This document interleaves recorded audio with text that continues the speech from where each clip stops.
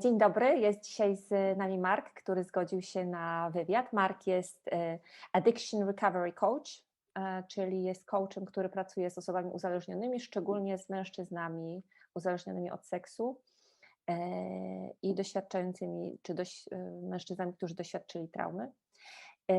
Spotkałam Marka kilka lat temu na szkoleniu w Anglii i Mark zgodził się dzisiaj z nami porozmawiać o tym, czym jest uzależnienie od seksu i jaką drogę on sam przebył. Hi Mark, it's really nice to see you. Hello. Hello. I'm afraid I didn't understand a word of that, but Don't worry.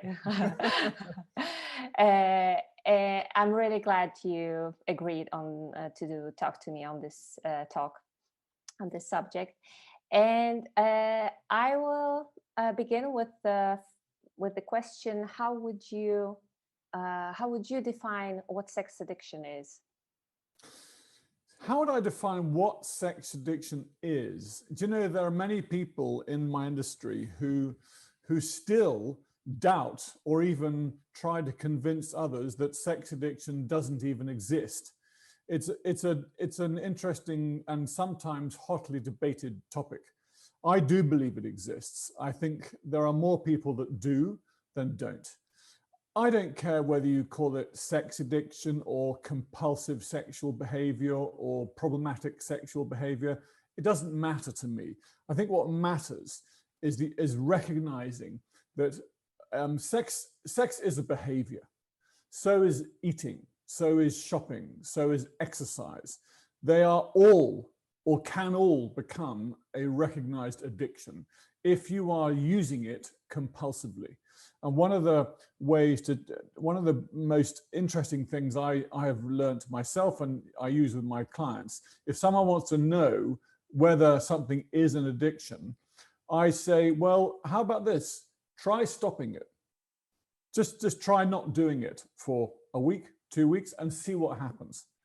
And what tends to be very interesting is if someone does try and stop it, all the emotions and the feelings and the difficult things that they have going on inside themselves that they may have been suppressing or avoiding by doing whatever behavior they're doing, whether it's sex or gambling or dysfunctional eating, when you stop those behaviors, the feelings appear, they come to the surface, and they sometimes are so painful that then you can't stop your addiction. And so of course that's that's a very good indicator that it has become a necessary compulsion in your life. With sex, a lot of people hear the words sex addiction, and some movies have even made jokes about it, and they think that it just means, oh, you must be getting a lot of sex. Well, sadly, sometimes that is very far from the truth. Sex addiction is not even necessarily about actual intercourse. It so often includes things like pornography, dangerous behaviors like touching, like, so for example, a man getting onto a bus and inappropriately touching another person, which is called, there's a name for that, it's actually called frottage. Going into a public park and exposing yourself. This is all recognized as something that is done compulsively because you have a need to expose yourself, to be seen and to be heard. Sex addiction is very much about getting your needs met, which were not met as a child. And the most common needs which are not met as a child, if you are in a dysfunctional family, is that you're not seen, not truly seen, and you're not heard. You're not accepted by your parents or whoever is raising you. So you develop this need to be seen, to be heard, maybe to be touched. And so, of course, what better addiction out of all of the addictions to get your being seen, being heard, being touched needs met than to do something that is one of the most stimulating and basic needs of our human beings, which is sex. But of course, tragically, what tends to happen with sex addiction is that you can end up sitting on a computer for 5, 6, even 10 hours a day, searching for pornography. This is what happens. This is the reality. People risk their jobs by surfing pornography on office computers. and then get found out when the computer gets a virus or something like that. Sex addiction is actually one of the most lonely and debilitating addictions because of the stigma. People don't want to talk about it. No one wants to admit that they're surfing dangerous pornography or crazy pornography, or you don't go to a party or discuss with your best friend that you're sitting at your computer for 3 hours every night when you should be with your wife and children staring at pornography, or worse, going to see prostitutes behind your wife's back, or whatever you're doing. No one wants to talk about this. If you walk into a drinks party or a dinner party and someone offers you a drink and you say, no, I don't drink, I have a problem with alcohol, you get someone says, well, congratulations, that's really amazing. But if someone turns to you and says something about sex and you say, oh no, I have a problem with sex, they don't look at you and congratulate you. They look at you as if you're strange, or worse, they look at you as if you're weird. So the whole stigma around even talking about sex makes exploring the difficulties of sex addiction or any form of compulsive sexual behavior incredibly hard, and it's why people suffer with it, sometimes for so long, because they don't know who to talk to and they're too frightened. So I hope that gives some sort of insight into the tragic loneliness of sex addiction. I could talk for days about what sex addiction is in terms of some of the things that people do, but I hope I've given you a little window into what it is. I hope that answers that question. Yeah, that was very powerful. Thank you, Mark. You mentioned about this unmet needs of the child. Could you tell us something more about the roots of sex addiction, how you understand it? Yes, well, the best thing I can do is describe part of my own story to help, because working with the men I work with, I've come to realize that my story is actually very common amongst people struggling with sex addiction. When I was a young boy, I was born into quite a wealthy family, and I'm 53 years of age. So half a century ago, it was very traditional in my kind of a family for mothers to give their children to nannies. Unfortunately, my nanny was abusive and she beat me regularly. She physically attacked me on a regular basis. So I learned to fear the world before I could even walk. What that left, and it also took me away from my mother. My mother didn't hold me much as a baby because she gave me to this nanny. So what was happening inside me was I was growing this anger, this rage towards women, which is very tragic and very sad. I can talk about it today, but it took me a long time to even understand this. When you don't attach healthily to your parents, or worse, when you're being physically beaten and abused by someone that isn't your parent, you have no attachment.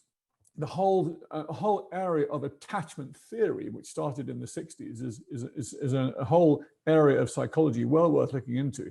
But being attached to your parent is very important. If you're not, you will look for your needs to be met, your needs for touch, for softness, for intimacy, for hugs, for unconditional love. You will look for them to be met elsewhere, because that's what humans do. We go looking to have our needs met. And all humans need to be touched and hugged and to be nurtured, especially as children. When you're not, you go looking for it elsewhere. And when you're on top of that, if you're being abused, and I got sent away to a very unpleasant British boarding schools at the age of 8. It was traditional to do it in those days if you could afford it. Some people still personally agree with boarding schools, but that's just my opinion. Unfortunately, when I got to a boarding school, I was very badly bullied, which included physical assault, sexual molestation on one occasion, and living a very frightened life for about 2 or 3 years over the ages of 8, 9, and 10. That left me very frightened. And what I believe turned the page into sex addiction for me was the very first time I learned to masturbate. There's a saying, we all have millions and millions of neurons in our brain. And when there's a saying that says neurons that fire together, that get activated together, they end up getting wired together. So if that's a neuron, this is a neuron, and they both get triggered at the same time, they end up joining like that. And I was having neurons being triggered by the pain I was receiving, And then I learned to give myself pleasure by masturbating. I remember it very well, aged 11. I can remember to this day, the very first time I masturbated and thought, this feels amazing.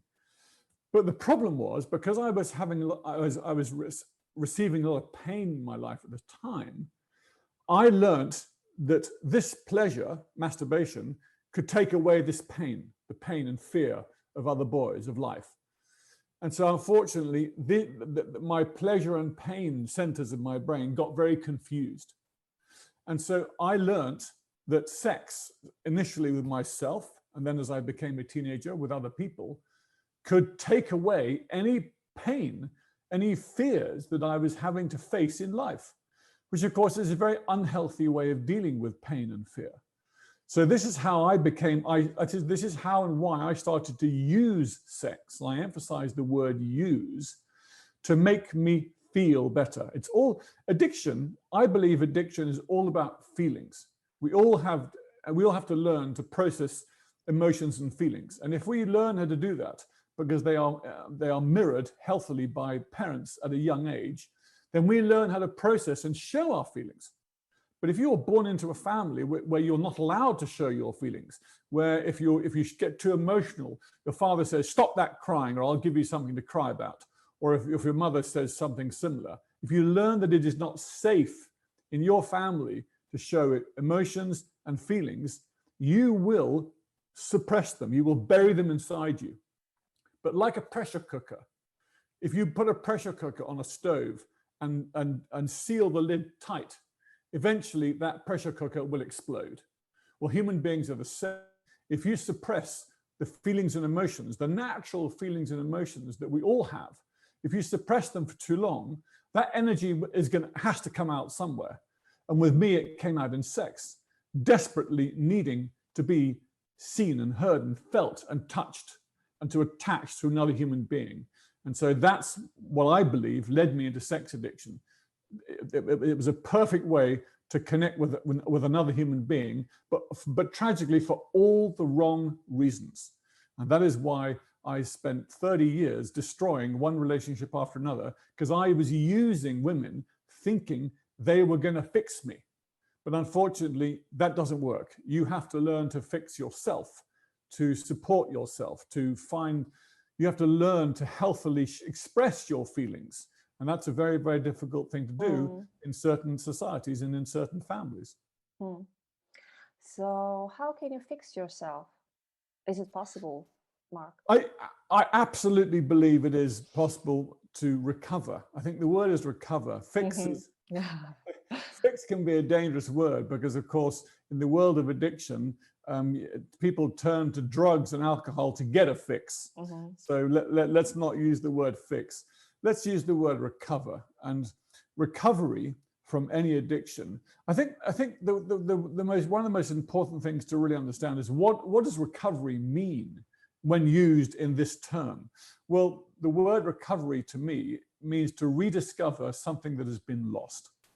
And so when used, when applied to a human being, to me, it has meant over the last few years, rediscovering me, the me that was born 53 years ago, innocent, vulnerable, fragile, and deserving of love. Every baby that's ever born is born a bundle of joy. Every time you look at a baby, the baby smiles at you, it makes gorgeous noises. You look at this beautiful creature and you see this light, this curiosity. All babies want to do is look and be curious and touch and love. That's all they want to do. And they have every right to deserve that love in return. When it doesn't come, of course, that's when problems go wrong. And that's when children start to hide themselves because they're too frightened to show their true self.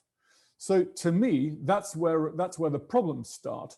And then as those problems get deeper and deeper, and then you grow up into your teenage years and you have not learned how to show your feelings and emotions, as I was saying earlier, that's when addictions come in, because they medicate the difficulty that you're having with your feelings. So for me, recovery is about learning to express and feel your feelings. and realize that just because your feelings when you were a baby or when you were a child were genuinely terrifying because of what may have been done to you, those same feelings do not have to control your adult life. The problem is, until someone points that out to you, we as human beings, we have these ingrained patterns, defensive patterns, things we've learned to do over many years, decades in my case. And they're very hard to break until someone sits you down and helps you see that what you learned to defend yourself against as a child, you no longer have to defend yourself against as an adult, despite the fact your brain at times is telling you so.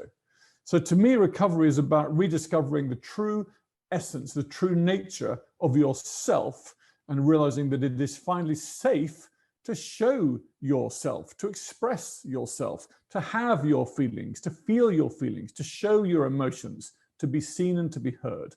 And hopefully with someone in your adult life who is able to reciprocate that. Mm. I often came across people at work who hate this vulnerable part of themselves. So when they come closer, a little bit closer to themselves, they immediately build up this defense wall because they have so much hatred to this part. I don't know whether you experienced that, or can you say how can one deal with this hatred toward themselves? What a beautiful question. Thank you. Self-hatred is something that has driven me tragically for most of my life. When a child is being abused in any way by its parents, it does not learn to hate its parents. It learns to hate itself, because a child has no other possible alternative than to tell itself, than to believe that whatever a parent is screaming at the child for, it must be the child's fault. Because a child doesn't have the ability to rationalize and say, age 5, for example, oh, mummy is just having a bad day. That's not what a child does. It learns to hate itself. And in a family like that, you cannot be vulnerable, because if you show a soft or vulnerable side, it will be humiliated or beaten or attacked or laughed at or ridiculed. This is what happens in dysfunctional families with parents who are themselves in a lot of pain.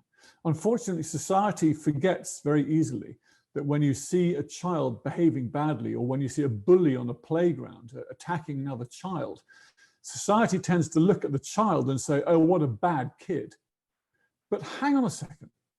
No 7-year-old goes onto a playground and physically attacks another 7 or a 6 or a 5-year-old for no reason. There must be a reason.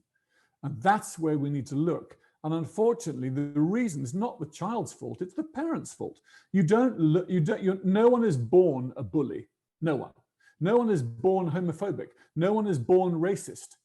You have to learn these things from someone. And of course, most of the time, you learn these from your parents. You learn whatever they hate, whatever they don't like. You inherit that. It becomes your norm until you learn to question it. But that may be some years down the line, and you may never learn to question it. And that's the problem with our society. And that leads us to not be vulnerable. And men are taught you can't cry, you can't be weak, to ask for help is weakness, you must do it on your own. I mean, let's not forget, Natalia, your country and mine were at the heart of 2 world wars. I mean, that actually still is worth mentioning, because it taught generations of men to be tough, to not be seen to be weak in any way, because otherwise that weakness would be exploited. Well, of course, today, luckily, and pray it never happens again, we're not fighting a world war. We're actually getting up out of bed and going to work and trying to run our life and trying to make money and trying to love and be loved and trying to have a relationship with our wives and our children and pets or whatever you want to have a relationship with. But we have this legacy left over from the last 100 years of men being taught that it is not acceptable to cry, You mustn't show your feelings. If you show your feelings, or if you're too gentle, or if you're too feminine, you're not a man. You've got to be a man. Pull yourself up by your bootstraps and be a man. That is the problem. That's where the problems start, when a father turns to a young boy and says, stop crying and be a man. Why? What's wrong with crying? What's wrong with having feelings and emotions? This is the problem. So yes, we learn to hate ourselves if we fear vulnerability. There's an amazing woman in America who I'm sure you've heard of, called Brené Brown. Yes, I have. She first released her now, it's been watched millions of times. There's a YouTube TED Talk called The Power of Vulnerability. If you type Brené Brown, The Power of Vulnerability into YouTube, you will find it. It's a 20-minute TED Talk. It is absolutely brilliant. It so destroys the myths, the poisoned myths around the fact that weakness, that vulnerability is weakness. Vulnerability is strength. If you have the courage to turn to a fellow human being that you trust and say, I am struggling, I need help, what do you think of this? You automatically give the person you've turned to permission to show their softer side. And so automatically, you actually end up having a much deeper and much more genuine conversation. It's only when you walk, it's only when you posture and all this modern rubbish of trying to hide your emotions that people sense it, and they see that you're distant and you're defensive. Well, no one wants to get close to someone that's defensive. It's not natural. You want to talk to someone if you feel that they're open and vulnerable. So the vulnerability thing is huge. And it took me a long time to figure that out. And I lived hating parts of myself, big parts of myself, for decades. I believe I have finally figured out that there's no point in hating parts of myself. When I have clients who have this very problem, and a lot of them do, I ask them this question. I say, if you're in the kitchen and you're using a knife and you cut your finger, what do you do with your finger? And automatically they say, well, you bandage it and you take care of it. And I say, exactly. You don't cut it off, do you? You can't cut off bits of yourself that get damaged. You have to help them repair. So we do that so naturally with our physical bodies. But why don't we do that with our emotional selves? So when we have a part of ourselves that we don't like, we try and ban it. We don't want to see it. We don't want to talk about it. We don't want to feel it. But why not? Because if we nurture ourself, our internal self, as easily and as obviously as we nurture a cut finger, we would all be a lot healthier. Beautiful. I would like to ask you also, Mark, about abstinence. Clients often ask about it and have lots of doubts. How do you say, what is abstinence in the sex addiction recovery? Is it necessary, and to what extent? Certainly. Again, beautiful question. Abstinence is a funny thing with sex addiction. Here's one really big difference between the behavioral addictions and chemical addictions. So there are two chemical addictions, drugs and alcohol, in all their different varieties. They're known as the chemical addictions because you're putting a chemical inside your body. Every other addiction, by default, is behavioral. So sex addiction is behavior. Eating and anorexia and bulimia, that's a behavior. That's also an addiction. Exercise is a behavior, but it can also be an addiction. Work is a behavior, but it can also be an addiction, and so on and so on. Problem with the behavioral addictions is that most you need to do to have a healthy life. There's one notable exception. Gambling is a recognized addiction, and it's a behavior. You do not need to gamble. No one needs to gamble. So that's one exception. But every other behavioral addiction I can think of, work, exercise, sex, eating, whatever it is, you have to do it. You have to eat to have a healthy life. You have to exercise. You have to go to work. And you have to have sex. So abstinence with sex addiction is difficult. It's difficult to define. When you first, let's say a man has been living in a marriage for 20 years, and suddenly he is discovered. he's discovered using pornography, or he's discovered seeing prostitutes, or there's a big explosion, and finally all his secrets are discovered, let's say, for example. At that point, at the initial time of discovery, certainly the damaging behaviors need to stop. So it's easy, taking prostitution, for example. If a man is seeing a prostitute, for example, without his wife's knowledge, clearly that needs to stop, because that's only going to cause more damage to him, to the prostitute, and to his wife. So that kind of behavior has to stop. But you can't long-term not have sex with your wife if you want to have a healthy relationship. A period of abstinence, and for example, maybe 3 months, I think can be a very useful thing. Because if you have a period of no sex at all, including masturbation, nothing, then in that period of time, as I said a little earlier in this interview, all the feelings that you have been controlling with your addiction are going to come to the surface. And it's going to be a very, very difficult time. And that's a time when you need a therapist, when you need a coach, when you may need to be in treatment to help you through that very difficult, tough initial time when you stop doing your addiction. During that time, that's when you will explore why you're doing it. There's so much emphasis over many decades has been put into just stopping it. Nancy Reagan's famous slogan decades ago was just say no to drugs. Just say no. That easy, right? Well, no, it's not that easy. That's the problem. You can't just say no. You can't just stop it overnight. It doesn't work. You have to understand why you're doing something if you're gonna then choose to stop doing it. But you're not going to stop it if it's actually been helping you through life for the last 10, 20, 30 years, unless you understand the why. Desmond Tutu, that beautiful man, that amazing man, he has a very famous quote, which I love to use. He says, we have to just stop pulling people out of the river. We have to go upstream and figure out why people are falling in the first place. Addiction itself is seen by everybody as a huge problem. But what people have to realize is that addiction is actually a symptom of a problem. Addiction is not the key problem. The problem is in here. The problem is in your heart. The problem is in your head. The problem is, why are you doing it? That's what you have to understand. So abstinence helps bring all that difficulty out to the surface, but you've got to do it with help. If someone has been looking at pornography for 10 years or seeing prostitutes for 15 years, if they suddenly stop and then try and make it through life, I predict they're going to get very angry or very depressed. And without professional help, it is a very, very dangerous time. Stopping any addiction for however long, for any period of time, is dangerous to do it without help. Does that make sense? Yeah, totally.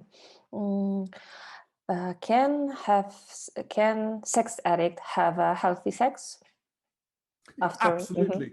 I believe they can, Natalia. I think what's one of the most difficult things for sex addicts, and especially if they are in relationship with someone, is that when they are discovered, let's say a wife discovers a husband has been using pornography, and maybe some dangerous pornography. Maybe he's been doing it for years. Suddenly she discovers it because it comes up on the home computer, or something awful happens. Or worse, one of their children opens the computer and the pornography is right there. This is how people get caught. And by the way, can I just clarify one thing? I do keep saying the husband and the wife, emphasizing the husband as a sex addict. Women do struggle with sex addiction, but because it is considered so bad by society, very few women have the courage to talk about it. So most sex addicts are known to be men, because that's who gets busted. That's who comes in to help. That's who ends up in a treatment center seeking help. So I just want to clarify that women can struggle with sex addiction, but it is mostly men that that I certainly help. So yes, I think what has to happen is after a period of abstinence, the wife, who may be in shock, who may be suffering PTSD, it is now known and accepted psychologically that women suffer PTSD when they discover what husbands or boyfriends have been doing for some time, when their trust is destroyed, when everything they believed in is taken from them by default of the fact that they don't feel enough, because of, why would my husband be seeing a prostitute? Surely that must mean I'm not good enough for him. Maybe if I wore something sexy tonight, maybe he wouldn't want to see the prostitute. It is nothing to do with the wife. It is all to do with what is going on inside the husband. And this is something that society has to start understanding. So that's why initially, after the initial discovery, is a very, very difficult time. Obviously, the sex addict is feeling a massive amount of shame, and sometimes it's feeling suicidal. They may have lost their job if they've been, if that's what it's come to. And then there's the wife who's feeling terrified, frightened, insecure, who to turn to, embarrassed, full of shame herself. Her husband's been doing these awful things. She might suddenly see him as a monster. There's so many difficult moments you're going to have to go through. If the relationship survives and they both get the help they need, and I emphasize both, the female partners of sex addicts absolutely must get professional help.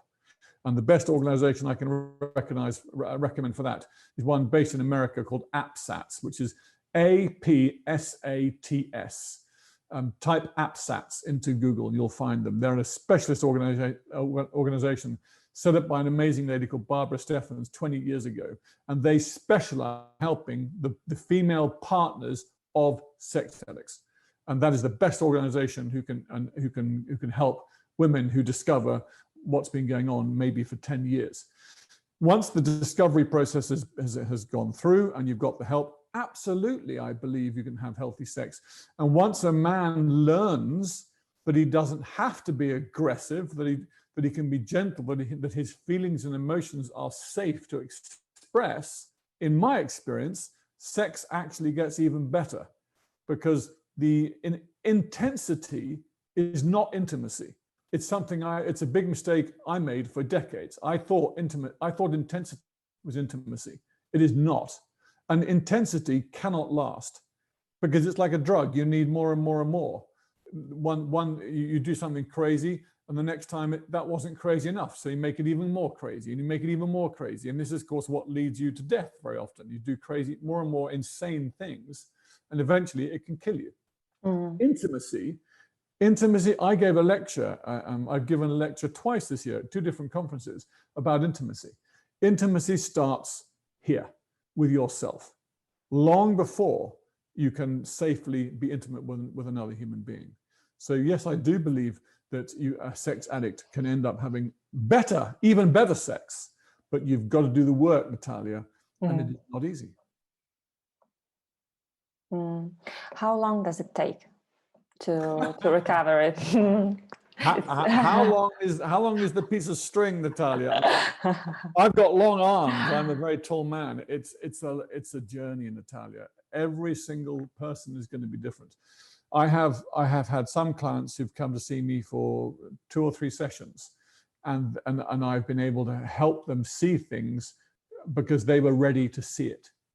I've had other clients who've seen me many, many times, and it takes a lot longer because they're not ready inside. They don't want to let go of this thing they've been using for so long that makes them feel safe. This is the problem, Natalia. Addiction actually helps on some level, or you wouldn't do it. People forget that. Sometimes with clients, I ask them to write out a list of the benefits of the addiction. And sometimes they look at me a bit strangely and go, benefits? What benefits? And I go, well, you've been doing this for 20 years. It must have been helping you somehow. And when you actually think about it like that, you get them it's a brilliant exercise to start helping you understand why you were doing it. So I think it's a very, very powerful thing, a very necessary thing to break the cycle. Does that make sense? Yeah, totally.